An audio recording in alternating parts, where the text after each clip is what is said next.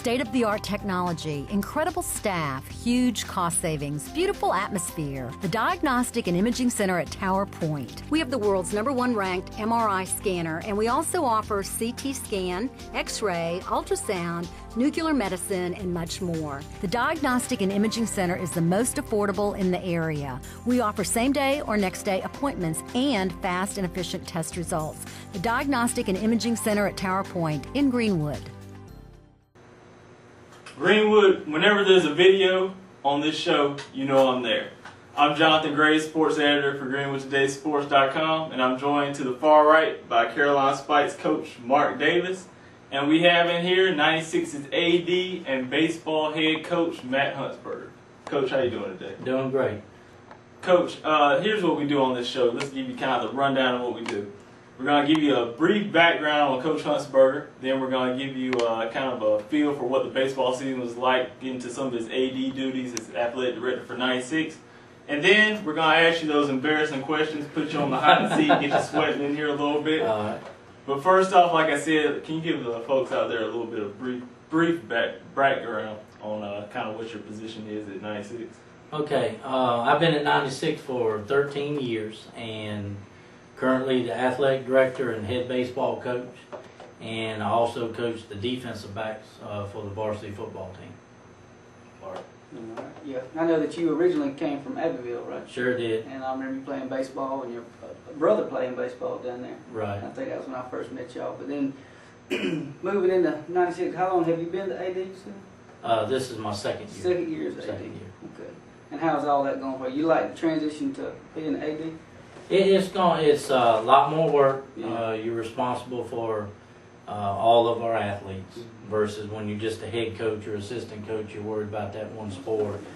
And the spring is a real busy time. Right. I can tell that from experience. Coming into the baseball season, I know you had a sort of an interesting year here. Did you see in the beginning, did you kind of feel that the team could be really successful as it was this season, undefeated in the region? Right. We really came into this year, we felt really good with what we had coming back. We have a good nucleus of juniors that were coming back. We had 7 kids that played a lot. One other junior that probably split time a little bit, played more on JVs, but was going to help us in the future. We lost 3 great seniors a year before, and Christian Brown and Will McClam, right, and Kyle Plagan, excuse me. And you know, we always talk to our kids about stepping up and making plays and who's going to fill the role. And I really felt that we had some kids that were going to step up, and they did.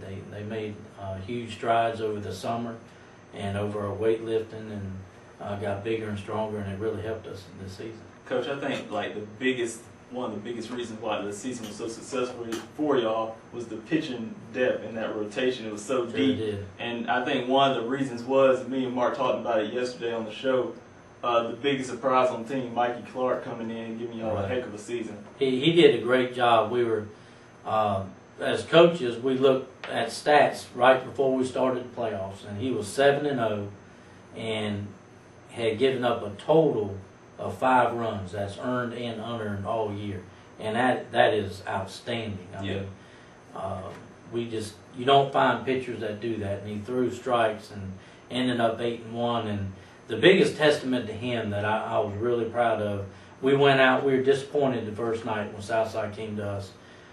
We really felt good about going out there and winning, and they made plays, and we didn't. We didn't hit it. They did.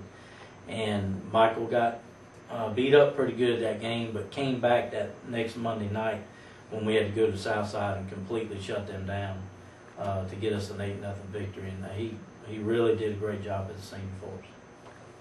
Yeah, I know that 96 has, from me coaching back Emerald, a couple years ago, that 96 has grown from being a mediocre team, and each year, last year got better, and then this year even better. Where do you think it's going for next year? What do you got in store for next year? Well, next year we have that same nucleus of juniors will all be seniors now. And again, we're going to have to replace Michael Clark, who a huge role for us. Parker Murray did a great job for us, and Stephen Walden, our left fielder, who pitched some. And all three of those guys had the best, and I told them the last game at Louisville, all three of those seniors had the best year that they'd had since in our program. And that's huge. Yeah. And we have some young talent coming up that are going to mix with these other 7 juniors, and I don't think we're going to miss a beat. Yeah, I know you got talent all the way down to the rep leagues now with your Cheney boys and your Levi Owen group and that type of boys coming up. That's just going to help 96 improve from now on. Correct. Another question now, what do you see the difference in the going from 2A to 1A baseball? What's the biggest difference you found? Right now, where we were, and you know this, in Region 3, 2A was just night in and night out was unbelievable. Yeah, it's a battle. Right? Yeah, it's a battle, and you had to play, and you had to make pitches, and you had to hit, and you had to field. And I think this year, and I'm not saying it's going to be like that every year, but our region overall was down a little bit. And, you know, there were some nights we went out and we didn't quite play real well, but we ended up winning just simply because we had more talent than some teams. But I would say just from where we were 2A and 1A now, I think the region in 2A was just unbelievable. Yeah, I claimed it as the toughest region in the upstate. It is, and it still is. It got harder with Gilbert. Yeah, with Gilbert replacing their right, Strong Thurman coming in. Right. Well, I was going to go back to the baseball. One last question on that. In the playoffs, that first loss and losing the home field advantage, was that kind of what kind of did y'all in the end? Well, you know, we talked to our team about the year before, and we did the same thing. We went to a very good Pillion baseball team, and they beat us, and we fought right back. You know, we got some wins, beat Blacksburg at home. We went to Liberty, who won that region, and beat them at their place. And we got right back there. But when you get in that loser's bracket, you have to play that extra game, and you use your pitching, and you know you just end up, the kids are dead by that time. Right. Where if you play play Saturday or Thursday, Saturday, and you're off till Wednesday, you got all your pitching, and it makes a big difference.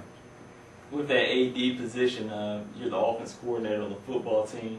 No, I just coach defensive backs. You're just coaching defensive backs. Okay, so with Coach Liner being the head coach, what's the relationship like with you being the AD kind of over him in some instances, but then under him on the football field? Right. Well, it's one of those things. He came in, and he's done an outstanding job for us. And I support him in everything he does. And, you know, I coach my DBs, and the rest is his program, you know. And if he tells me to do something with the DBs, that's what I do. I respect everything he's done with us. I was just gonna give you a scenario if one of your DBs got beat on a long pass, and you know, I want to kind of come down the sideline and raise Cane to one of the coaches. I'm kind of thinking twice because you're kind of my AD too. No, he knows, and I told him up front. He gets upset or he wants to come after me, he can come on. I can take it. Yeah, there you go. I can take it. Go ahead. Yeah, I'll just say that's funny how most of them will be AD and head football coach. I think I like that transition. Right. You know, a lot of schools are going to that now, trying to separate it. Yeah, I think if you do that, you give the football coach more time to focus just on head football coaching, and then your baseball coaching. Your AD may be somebody who's experienced in everything. You know, they can take the administration part of it and deal with everything. And going into that with baseball too, I have to say this because we have 2 guys over there that help me baseball, and Chad Ellis and Jamie Childers, who have done a great job. And during the spring, AD wise, it is very busy. And there's a lot of times that I might have to leave early to do this or go over here and handle this, and they've done a great job with our program, and I'm lucky to have them. Both those guys are very experienced and Correct. good background knowledge, so I think that helped your team this year too. Correct.